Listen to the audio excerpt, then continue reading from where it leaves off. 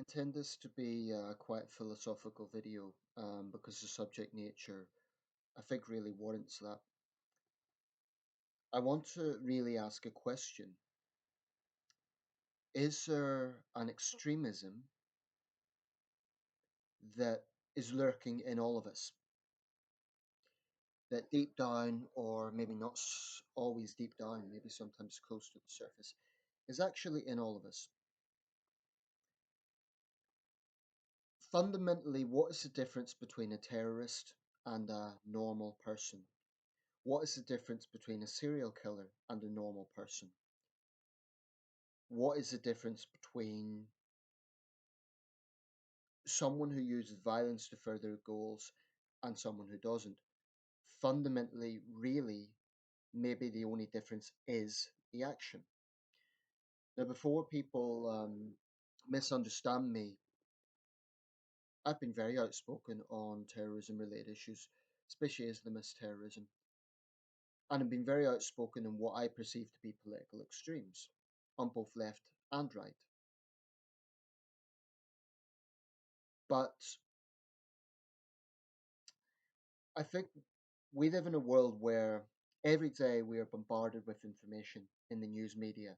Now, some of us might watch news more than others. I probably spend more time thinking about both domestic and geopolitical news than others might. Others might spend even longer than me.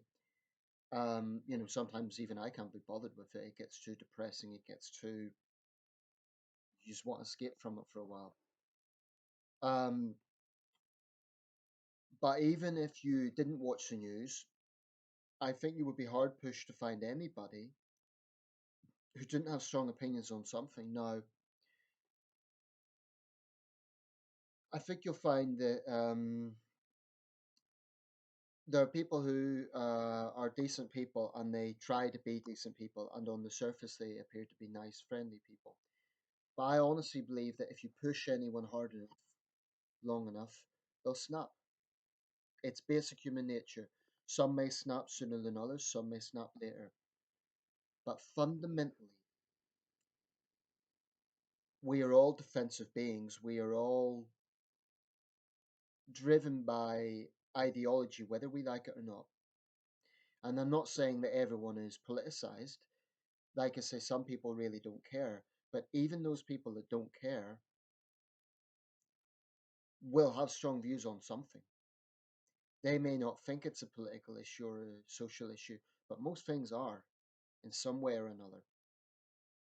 Because most things involve society, they involve our interaction with other human beings, and inevitably, politics, sociology comes into that. I don't think you could divorce the two. So my point is everybody has strong views about something. Now, if feeling hatred and anger makes people an extremist, then we're all extremists. There's something to think about.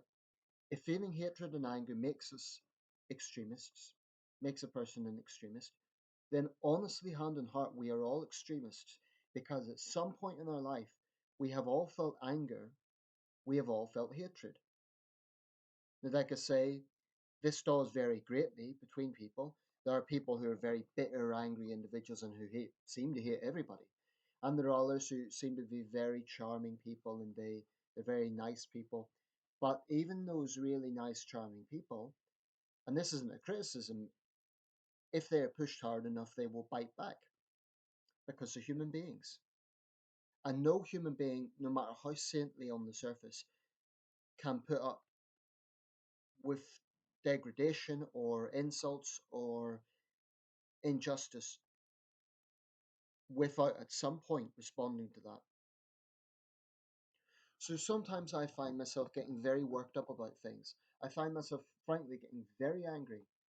And I'd be a liar if I said there weren't individuals I felt hatred towards. It's not something I enjoy. It's not something that I feel is a good thing. But it's an honest response. I mean, I hate Islamist hate preachers. I hate the mentality around blasphemy laws. I hate far left thugs who get in people's faces. I hate far right thugs who get in people's faces. I hate tabloid editors. So I can make a list of all the people that piss me right off, and then that could very easily then reduce me to the position of an extremist because I would look like a hateful person. But there's many other people I greatly admire. There's people I find are very likable. There's people I have great respect for, people who inspire me. So I think fundamentally it comes down to how we act. Now, if someone gets into a rant and they're brutally honest, they do run the risk of being seen as an extremist. For all I know, some of the videos I've made, because I've been very honest in my views, people might portray me as an extremist. But I honestly think if you push people hard enough to really, really, really be honest about what they're thinking about something, everyone would appear radical in some way or another. I think the key is how you do it. Now, I make these videos, I'm very honest, and I know how I feel about certain issues. But if I went out into society and tried forcing my views onto others and tried getting in people's faces and that sort of thing, I think that is the point when it starts to be no longer just honest views on something, but imposing on other people. And I think that's where people then run the risk of being seen as extreme. Let's take this guy in London, Khalid Masood. Information still coming out about him, but apparently had a violent criminal history. Now, if, as all sources seem to indicate, he was an Islamist and he was motivated by hatred of Western foreign policy. Here's the thing: you could never say anybody, Muslim or otherwise, couldn't hate foreign policy. But how did he choose to enact his views? He chose to engage in a brutal, despicable terrorist attack, mowing down countless innocent people. I think we always have to question ourselves.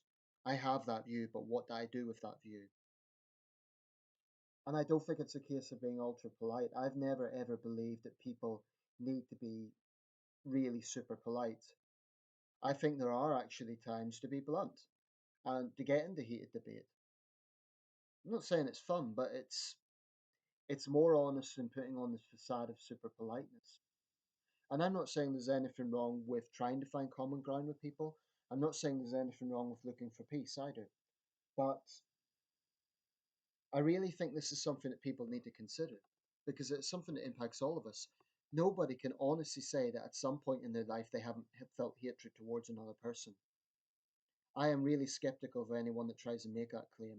Now, granted, there may be people that are more have a higher threshold than others. So I don't know, a nun in a nunnery is unlikely to be a very hateful individual.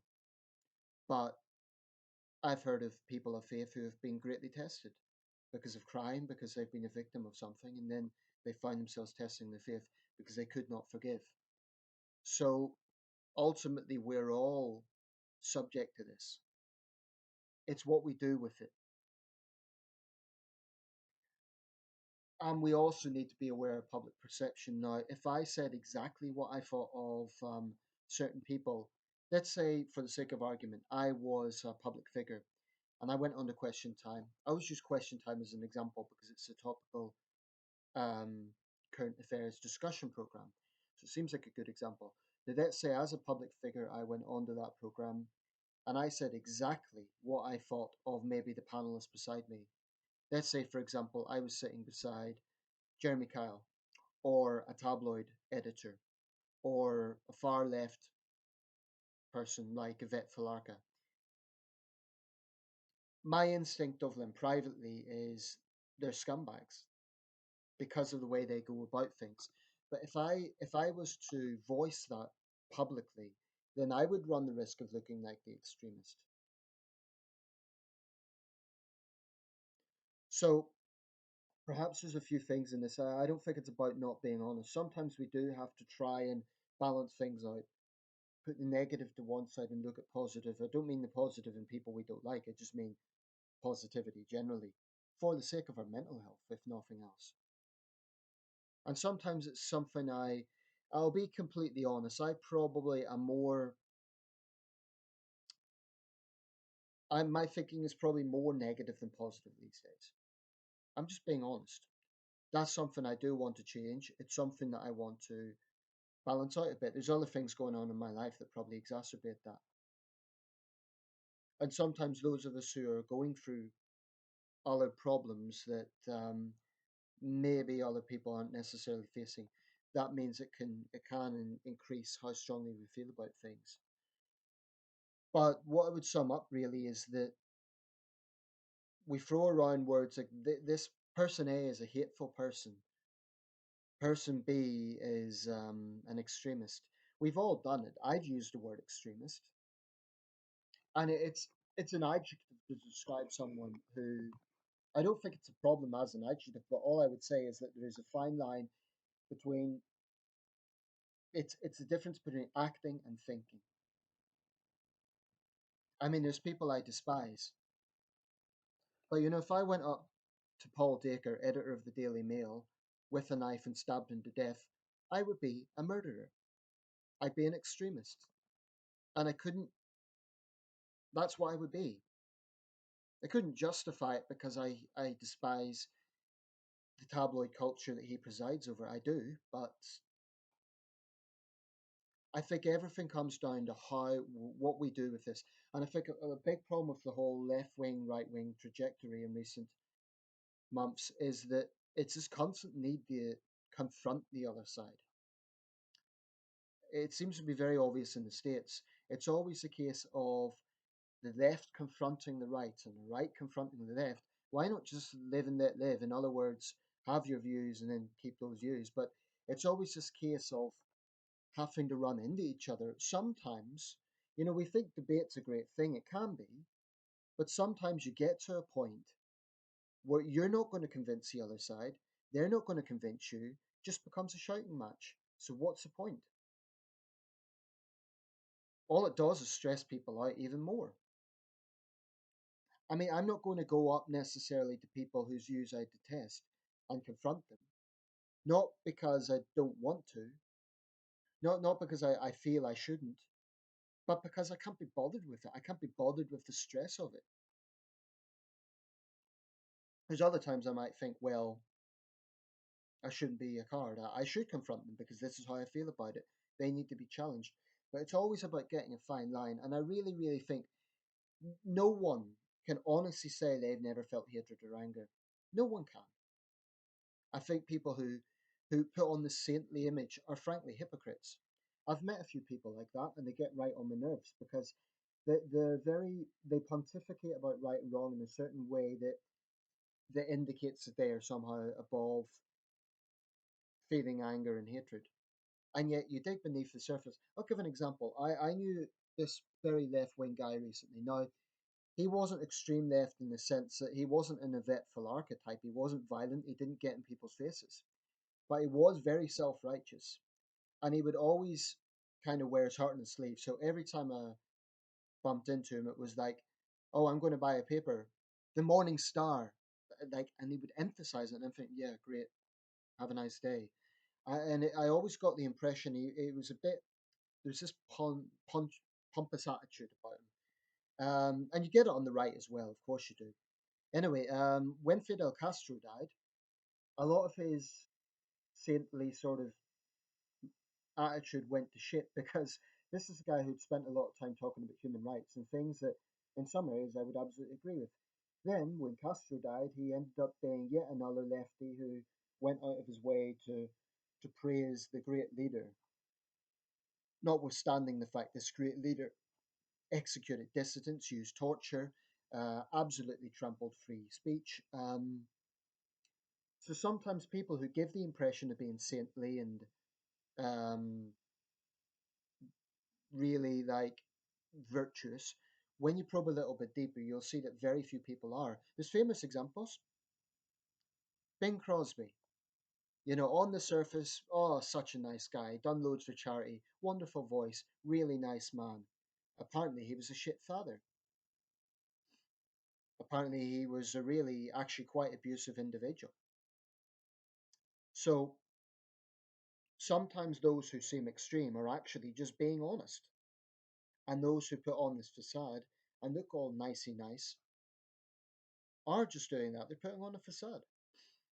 Okay, summed up, I'm not saying that people should go around and be confrontational and be nasty or, be vitriolic. I don't think it's a good thing. I'm not saying it's something that should be encouraged. But if you do feel great animosity towards a particular person, then expressing it doesn't necessarily make you an extremist. I think what matters is how you go about it. If you act on it, if you. But I've always said to myself, if I ever become a public figure, may God strike me down with lightning if I'm a chicken shit and I just like, oh, I agree with everyone. I hope that I will be man enough to speak my mind. Okay, let me know your thoughts. Do you agree? Does everybody have an inherent caveman inside, an inherent cave woman that wants to confront people? And I think we do. I think honestly, hand on heart, because as adults we're taught we need to be diplomatic, we need to be responsible with words, and that's fine. But I think beneath the surface we all have that ancient defensive mindset. This is wrong. I feel strongly about that. Let me know your thoughts.